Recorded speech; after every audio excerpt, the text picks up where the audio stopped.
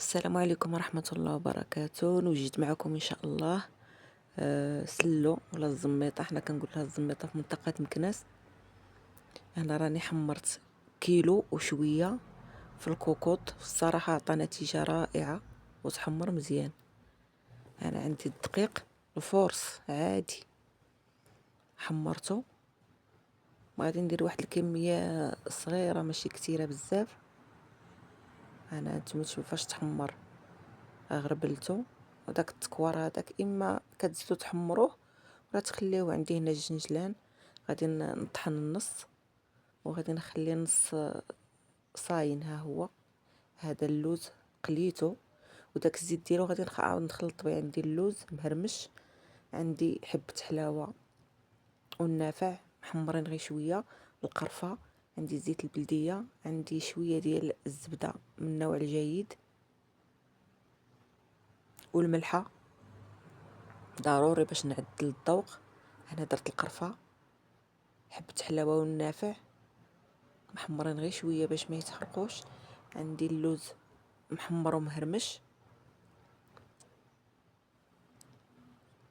كاوكاو محمر اللي بغا يحمرو في الفران. انا قليته عطى نتيجه مزيانه. عندي السكر كلاصي، عندي المسكه الحره،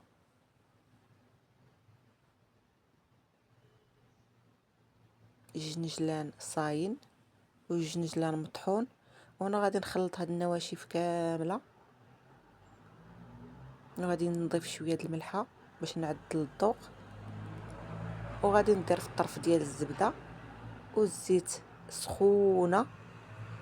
غادي نطيبها حتى طيب مزيان بزيت المائده، وغنضيف معها طرف ديال الزبده من النوع الجيد صافي. وغادي نخلطها وجات الصراحه زميطه رائعه. حنا كنقولوا لها الزميطه في المنطقه ديال مكناس، كاين اللي كيقول لها السفوف، كاين اللي كيقول لها سلو.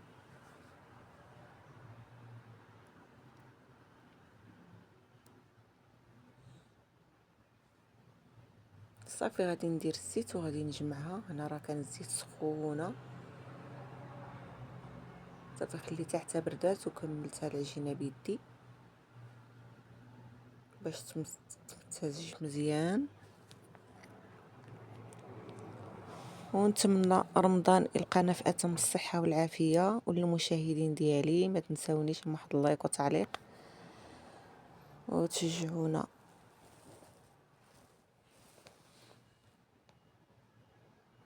من غير من المناسبه للمناسبه كنحط بحال هاد الوصفات هادي، اما انا ما كما قلت لكم ما نعاودش نحط لا الطبخ ولا الوصفات.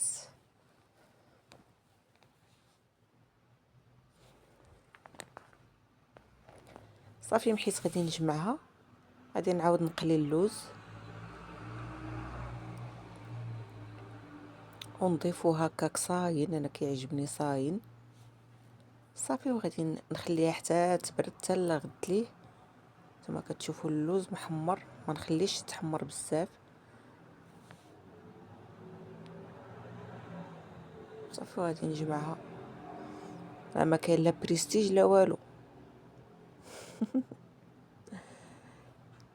يلا نتمنى لكم عواشر مبروكة بالصحة والسلامة، ودمتم في رعاية الله. وإلى اللقاء في فيديو قادم بإذن الله تعالى. السلام عليكم ورحمة الله وبركاته.